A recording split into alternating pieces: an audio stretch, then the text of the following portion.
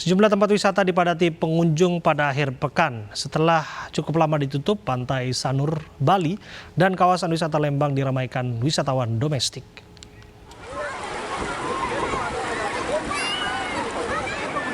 Inilah suasana di Pantai Sanur, Bali yang ramai dikunjungi wisatawan lokal. Mereka menikmati berenang di pantai atau sekedar duduk bersantai di pasir, menikmati udara bebas Bali hari ini. Mayoritas pengunjung yang bersantai di bibir pantai taat pada protokol kesehatan, meskipun cukup banyak pengunjung yang abai. Ramainya pantai oleh pengunjung disambut gembira para pedagang di Pantai Sanur. Dari penyewaan ban, pedagang lumpia, hingga pedagang jagung bakar kembali sibuk melayani setelah area wisata Sanur ditutup selama masa PPKM level 4. Kan jenuh di rumah, di samping tuang, nggak punya pakai beli beras. Sekarang udah dibuka, ada orang seperti ini ya lumayan lah Pak, bersyukur lah gitu. Keramaian wisata akhir pekan juga terjadi di kawasan wisata Lembang, Bandung, Jawa Barat. Bukan hanya warga Bandung yang ingin datang untuk berwisata, namun juga warga dari luar kota. Prokes ketat tidak luput dari perhatian, termasuk pengunjung wajib menunjukkan sertifikat vaksin dan penerapan ganjil genap. Kita diperiksa dulu sertifikat vaksinnya, dilihatin dulu. Untuk prokesnya juga diperketat sih di sini. Untuk petugasnya juga saling mengingatkan untuk jaga jarak, pakai masker selalu. Bukan hanya menikmati udara alam yang segar, pengunjung juga menikmati berbagai kuliner khas Jawa Barat. Wisata Lembang kembali dibuka sejak 15 September, setelah PPKM diturunkan dari level 4 menjadi level 3. Polres Jepara, Jawa Tengah gencar menggelar vaksinasi dengan menargetkan warga di objek wisata. Vaksinasi jemput bola diharapkan mampu mempercepat program vaksinasi. Sejak pagi, masyarakat antusias mengikuti vaksinasi yang digelar Polres Jepara di objek wisata Pantai Teluk Awur, Jepara, Jawa Tengah. Banyaknya peserta vaksinasi yang datang bersamaan sempat membuat Kapolres Jepara turun tangan mengatur jarak antrian. Sementara untuk vaksinasi kali ini, Polres Jepara hanya melayani 200 peserta karena keterbatasan tenaga medis. Vaksinasi juga diperuntukkan bagi para wisatawan. Sekalian wisata atau gimana? Sekalian wisata ini. Dengan adanya vaksin jemput bola ini, Mas, gimana menurut kalian? Ya, kalau menurut saya cukup membantu untuk masyarakat untuk pemerataan vaksin. Khususnya di daerah Jepara sendiri kan dari pemerintah sudah menyediakan vaksin untuk masyarakat. Ya, alhamdulillah. Untuk mencoba memfasilitasi masyarakat bagi masyarakat yang memang tentunya belum melaksanakan vaksin, kita fasilitasi untuk bisa melakukan vaksin di lokasi wisata ini. Dan alhamdulillah hari ini antusiasnya sangat tinggi sekali bagi masyarakat.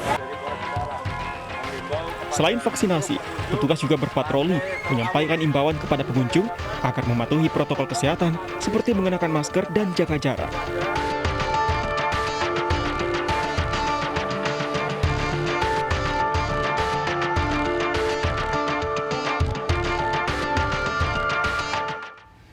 Pembelajaran tatap muka siswa di Blora, Jawa Tengah dihentikan pasca terdapat siswa yang positif COVID-19. Sebelumnya, 44 guru di Blora dinyatakan positif COVID-19.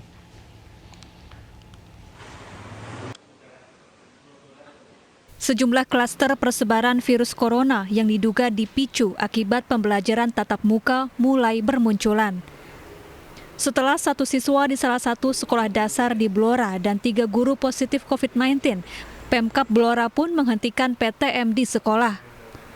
Guna mencegah klaster PTM sekolah, pemerintah Kabupaten Blora, Jawa Tengah melaksanakan tes antigen acak kepada siswa di sejumlah sekolah di Blora. Hasilnya, satu siswa SD Negeri 2 Patalan terindikasi positif COVID-19. Dengan adanya siswa yang positif COVID-19, pihak sekolah langsung menghentikan pembelajaran tatap muka dan melanjutkan dengan belajar daring. Untuk sementara bagi Bapak Ibu Guru yang indikasi positif, ini isoman selama 10 hari, jadi mengikuti instruksi dari Dinas Kesehatan Puskesmas Medang. Kemudian untuk Bapak Ibu Guru yang lain, ini tetap masuk seperti biasa. Sebelumnya pada awal pelaksanaan PTM, Pemkab Blora melakukan swab antigen kepada 800 guru. Hasilnya 44 guru dinyatakan positif COVID-19. Akibatnya 8 sekolah di Blora ditutup untuk tidak melaksanakan PTM.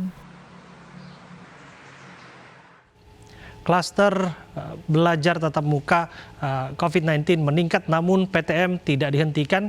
Ini akan menjadi pembahasan kita pada hari ini bersama dengan Wakil Ketua Komisi 10 DPR RI, Kang Dede Yusuf, dan Direktur PAUD Kemendikbud, Pak Hasbi. Assalamualaikum, selamat malam Kang Dede, Pak Hasbi. Selamat malam. Ya, saya ke Pak Hasbi lebih dahulu ya. Kita semoga sehat di masa pandemi seperti ini ya. Saya ke Pak Hasbi. Pak Hasbi, saya ingin tahu tentu alasan Pak Menteri tidak memberhentikan PTM sementara kita tahu bahwa kasusnya terus meningkat. Sampai terakhir saya dengar di data situs Kemendikbud sudah sampai 1.300 klaster sekolah. Benar demikian? Ya, terima kasih Bang Abraham. Saya pikir kita sudah banyak membaca berbagai riset ataupun penelitian yang dilakukan oleh banyak pihak bahwa pandemi COVID-19 ini telah menimbulkan dampak negatif yang begitu besar di sektor pendidikan. Salah satu yang dapat kita lihat adalah bagaimana besarnya learning loss yang diderita oleh anak didik kita terkait dengan adanya kehilangan kesempatan untuk belajar di satuan pendidikan. Oleh karena itu maka memang kita telah mengeluarkan SKB bersama 4 menteri yang meregulasi untuk menyeimbangkan. Di satu sisi kita ingin menjaga keselamatan dan kesehatan ekosistem pendidikan, di sisi lain kita ingin agar anak-anak tidak terus-menerus menderita kerugian sebagai akibat dari adanya pandemi COVID-19 ini. Kemudian terkait dengan data klaster pendidikan yang tadi disampaikan oleh Bang Abraham, saya ingin sedikit mengklarifikasi bahwa kita tidak bisa memastikan bahwa apakah data tersebut adalah merupakan data klaster pendidikan atau bukan, karena data tersebut adalah merupakan self-reporting yang berasal dari 46.000 satuan pendidikan dari seluruh Indonesia yang melaporkan keadaan pembelajaran tatap muka maupun keadaan pembelajaran jarak jauh dimulai dari bulan Juli tahun lalu sampai dengan saat ini. Jadi pengumpulan data ini sudah berlangsung 14 bulan. Oke, tapi yang saya mau garis bawahi, bagaimana kemudian Anda menyimpulkan Pak Hasbi bahwa data tersebut bukan klaster sekolah, sementara satu yang melaporkan itu sekolah, yang kedua itu dirangkum sendiri oleh situs Kemendikbud? Ya, yang pertama adalah bahwa yang melaporkan itu bukan hanya sekolah, tapi juga ada orang tua yang melaporkan melalui kesiapan laman kesiapan Kemendikbud itu. Nah, itu yang pertama. Yang kedua itu adalah merupakan self-reporting. Ya, jadi kita tidak mengumpulkan data dari sebulan terakhir dari pembelajaran tatap muka, tapi sudah 14 bulan terakhir. Mohon maaf saya potong Pak Hasbi. Jadi terkesan aneh, buat apa kemudian diposting di situs itu pada akhirnya itu tidak menjadi acuan yang Anda sebutkan tadi kan? Tidak menjadi acuan bahwa kasus pembelajaran tatap muka di tanah air. Ya, ini sebenarnya adalah merupakan data yang masih harus kita kurasi terlebih jauh lagi. Jadi karena ini adalah merupakan self-reporting, data yang ada, data sebenarnya dikumpulkan dari lapangan, jadi belum tentu data itu telah terverifikasi kebenarannya. Jadi sekali lagi self-reporting, sehingga nanti ke depan akan membutuhkan kurasi lebih jauh lagi. Nah, kita ingin menunjukkan kepada masyarakat keadaan pelaporan self-reporting yang dilakukan oleh sekolah maupun orang tua yang ada di satuan pendidikan. Oke. Saya ke Kang Dede jika demikian. Kang Dede, ini saya soroti karena kita percaya bahwa kebijakan itu dibentuk dari kajian yang saintifik, bukan asumsi ataupun anggapan. Tapi kalau kita lihat tadi yang di Blora itu bukan asumsi, itu benar terjadi. Tapi faktanya pun ternyata banyak terjadi di sekolah-sekolah kita. Bahkan Organisasi Kesehatan Dunia pun sedang menyoroti tingginya kasus penularan pada sekolah tatap muka di Indonesia. Bagaimana Komisi 10 melihat hal ini? Apakah ada desakan untuk memberhentikan sementara evaluasi pembelajaran tatap muka? Ya, terima kasih. Jadi yang pertama menurut saya ini adalah keteledoran di dalam membeberkan data. Apa yang disampaikan tadi Pak Hasbi benar, ini adalah data yang diakumulasi sejak 14 bulan yang lalu, artinya data yang diinput dari bawah ke atas.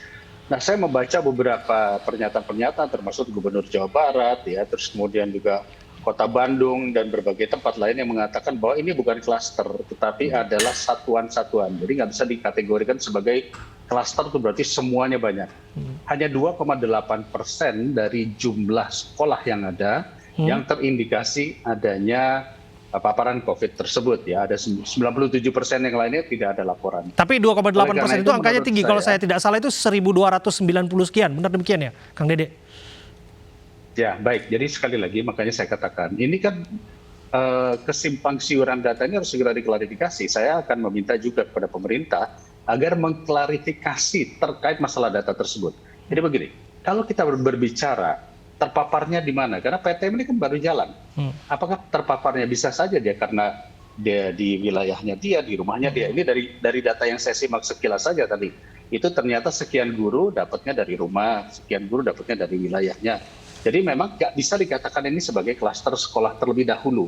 Itu sebabnya kami akan meminta kepada pemerintah benar-benar spesifik, ya, terkait dengan masalah pendataan ini. Jadi jangan disebut sebagai satu klaster. Yang kedua, ini juga yang menjadi penting, bahwa kalau memang ditemukan sekecil apapun di dalam sekolah, itu tutup sementara, ya. Artinya bukan berarti terus semua sekolah, sekian ribu sekolah langsung ditutup. Mengapa? Tadi sudah dikatakan oleh Pak Hasbi. Apa yang kita lakukan selama 2 tahun ini, anak-anak yang ingin sekolah kembali, orang tua yang menginginkan anaknya sekolah kembali, memang itu pun juga harus kita lihat sebagai sebuah keinginan daripada masyarakat. Apalagi sekarang angka vaksinasi sudah berjalan 70%. Untuk siswa pun juga saat ini juga sedang berjalan ongoing proses untuk vaksin. Jadi kita harus bisa melihat segala sesuatunya dari sudut kacamata positifnya dulu. Ya, karena kalau tidak, tutup lagi dan anak-anak tidak sekolah lagi. Learning loss itu pasti akan terjadi. Apalagi PTM saat ini adalah PTM yang dibukanya itu tidak sekaligus 50%, tapi bertahap 20%, 30%, seperti itu. Ya. Jadi kami akan meminta kepada pemerintah agar mengklarifikasi data yang ribuan itu. Karena dalam pernyataan beberapa kepala daerah pun mengatakan bahwa tidak seperti klaster. Demikian. Saya kembali ke Pak Hasbi. Pak Hasbi, disebutkan klaster ini berjenjang ya, dari PAUD, SD, SMP, SMA, bahkan SLB ditemukan kasus-kasus COVID-19. Ada trade-off di sini yang saya lihat dalam kebijakan. Ada seolah tukar tambah ya antara bahwa kita penting untuk memastikan bahwa pembelajaran kita berjalan sebagaimana mestinya. Tapi di sisi lain juga ada risiko juga yang harus dihadapi oleh para siswa ketika mereka belajar tatap muka. Dan saya justru melihat, menyoroti bagaimana kesiapan sekolah itu. Beberapa sekolah memberikan persyarat misalnya, anak boleh masuk sekolah, tanda tangan orang tua. Tapi apabila terjadi sesuatu di sekolah, misalnya COVID-19, itu dikembalikan kepada orang tua, itu tanggung jawab orang tua. Bagaimana Kemendikbud melihatnya? Ya, saya pikir ini adalah tanggung jawab bersama dengan seluruh ekosistem pendidikan. Saya pikir tidak hanya orang tua, tapi juga sekolah, guru, kemudian kepala sekolah, dan masyarakat. Karena kan sekolah itu berdiri dari adanya partisipasi 3 hal ini. Yang pertama adalah sekolah, yang kedua adalah keluarga, dan yang ketiga adalah masyarakat. Dan Kemendikbud sendiri jauh-jauh sebelum mendorong adanya pembelajaran tatap muka ini telah membuat regulasi-regulasi ataupun pedoman-pedoman yang dapat dipatuhi oleh sekolah agar kita dapat memaintain pelaksanaan protokol kesehatan di satuan pendidikan untuk menghindarkan adanya penularan COVID-19 ini. Jadi ini bukan hanya tanggung jawab orang tua, tapi juga tanggung jawab kita semua. Sampai di sana Pak Hasbi, tentu dengan data evaluasi yang dirangkum dari hasil survei ini Masud, ada identifikasi masalah. Dari identifikasi masalah itu bisakah kita sebetulnya belajar? Jika terjadi penularan, apa faktor terbesar penyebab di sini? Kalau kita buka, kita mau berterus terang, apa yang terjadi di sekolah sampai anak-anak bisa kena COVID? Ya, sebenarnya ketika terjadi penularan, tentu kita bisa berkesimpulan bahwa ini bersumber dari belum meningkatnya kepatuhan terhadap protokol kesehatan. Jadi sekali lagi ketika kita mendorong anak kita untuk masuk belajar tatap muka, kepatuhan terhadap protokol kesehatan menjadi kunci yang paling utama untuk menjaga adanya penularan COVID-19. Memakai masker terus-menerus, kemudian menjaga jarak dan membersihkan tangan secara terus-menerus, ini adalah syarat terbaik agar kita tetap dapat menjaga penularan COVID-19 di sekolah. Oke, saya kembali ke Kang Dede. Kang Dede, saya harapkan ini bukan kebijakan testing the water ya, bahwa ada risiko keselamatan anak yang penting untuk dijaga dalam pembelajaran tatap muka yang dimaksud. Tapi bahwa disebutkan soal literasi, soal kepatuhan, lagi-lagi kita tetap berkutat di bagian itu. Kapan kita mau belajar sesungguhnya bahwa kita sedang dalam gerak terbatas, semua butuh sinergitas, pemerintah dan juga perangkat sekolah, bahwa terkesan nggak siap begitu. Jadi tetap jalan terus, tapi ya kita lihat aja nanti yang terjadi begitu. Bagaimana, Kang Dede? Kalau kami melihatnya begini, yang paling penting adalah nomor satu adalah masalah kesehatan. Ya, masalah soal pendidikan itu bisa kita antisipasi dengan namanya sebagai hybrid learning, ya, ataupun nanti kita sebut saja PJJ. Jadi konteksnya justru disinilah peran daripada pemerintah daerah itu penting sekali terjadi. Ketika pemerintah daerah belum yakin, kita sebut saja sekarang ada PPKM level 4, 3, 2, dan 1. Tentu kalau kita berbicara level 1, ya tidak ada alasan untuk tidak menyelenggarakan tatap muka. Ya, tapi kalau misalnya kita sebut saya sebagai level 4, ya sama sekali tidak boleh buka. Level 3, ketika mal sudah dibuka, sekolah belum dibuka, tentu ini akan menyebabkan satu pertanyaan, ya, ketika pasar, mal sudah dibuka, tapi kok sekolah tidak dibuka. Itu sebabnya menjadi amat penting bagi pemerintah dan pemerintah daerah untuk berkoordinasi. Ya, sekali lagi kami pun juga tidak ingin ini testing the water, ya, anak-anak kita testing the water. Yang penting adalah koordinasi dan fungsi pengawasan harus benar-benar ketat. Soal pedoman yang disiapkan oleh pemerintah dalam hal ini Kementerian Pendidikan dan Kebudayaan, apakah itu sudah dirasa cukup menyasar kepada seluruh lini perangkat sekolah di seluruh Indonesia yang menggelar pembelajaran tatap muka? Ya, kalau yang kami khawatir itu sebetulnya bukan di kota besar, tapi justru di daerah-daerah yang kadang-kadang kalau kita melihat kan jenis sekolah itu ada sekolah negeri, ada sekolah yang ada sekolah swasta, ada berbagai jenis sekolah, betul. Ya, infrastrukturnya baik. Ada juga sekolah yang untuk menyiapkan prokes saja mungkin tidak siap. Nah, inilah pentingnya sekali lagi dinas-dinas pendidikan itu untuk melakukan controlling. Mana sekolah? Mohon maaf Kang Dede, jangankan nyiapin prokes ya, kayaknya atap reot itu masih banyak kasus kita temukan di sekolah-sekolah di tanah air ya. Jadi poin utamanya adalah sekali lagi tentu Menteri Pendidikan tidak mungkin sanggup meneliti 200.000 sekolah. Tetapi kalau dinas pendidikan dia kan paham mana sekolah yang menyiapkan cuci tangan aja nggak bisa, menyiapkan prokes tidak bisa, ya sebaiknya jangan buka dulu. Gitu. Jadi ini sekali lagi ini tidak bisa serta-merta PTM itu bisa untuk sekaligus jreng seluruh Indonesia buka. Tidak, kesiapan pemerintah menjadi sangat penting dan hanya pemerintah lah yang tahu mana sekolah yang tadi siap dengan prokesnya. Jumlah checklistnya saya rasa Pak Hasbi juga sangat tahu sekali, banyak sekali jumlah checklistnya. Ya, tetapi nah ini sekali lagi komite sekolah, dinas pendidikan, orang tua juga mengambil peran penting di dalam melihat dan memberikan penilaian. Oke, saya barangkali ini terakhir ya ke Pak Hasbi, bahwa anak-anak harus dilindungi, apalagi Bapak adalah Direktur PAUD di Kemendikbud.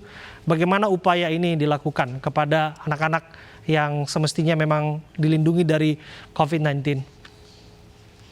Ya, pertama-tama kita harus memastikan bahwa sekolah yang akan membuka pembelajaran tatap muka itu telah memenuhi tagihan protokol kesehatan.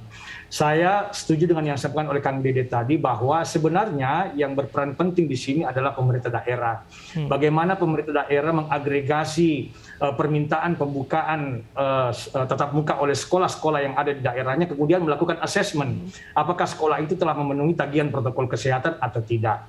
Yang kedua, tentu kita juga harus memberi ruang bagi orang tua untuk menilai kesiapan sekolah. Nah, ketika orang tua memutuskan untuk memasukkan anaknya ke sekolah, berarti mereka telah menilai bahwa sekolah itu sudah siap atau belum.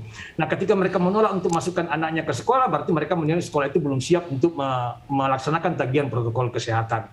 Yang ketiga, dan yang tidak kalah pentingnya sebenarnya, kalau berbicara mengenai penularan di sekolah, ini tidak hanya terjadi di Indonesia, tapi juga di negara-negara besar seperti Amerika. Nah, yang paling penting sebenarnya adalah bagaimana kita membuat mekanisme bekerja.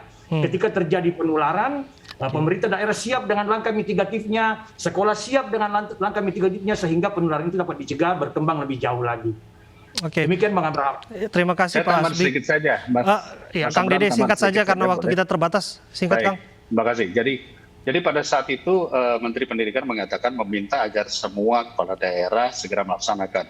Kalau saya, karena saya sebagai mantan kepala daerah, menurut saya percaya kepada pemerintah daerah. Kepala daerah paling paham tentang kondisi rakyatnya dan sekolah-sekolah ini.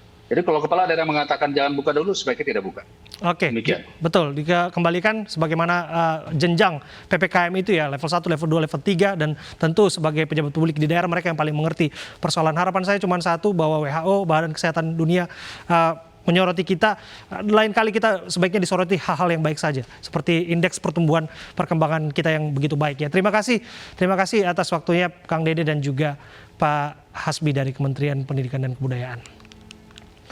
Dan pemirsa, kita akan menuju ke informasi lainnya, yaitu tentang mengawali karir sebagai pengacara. Wakil Ketua DPR Aziz Samsudin justru terjerat kasus korupsi dan menjadi tersangka. Saat lagi.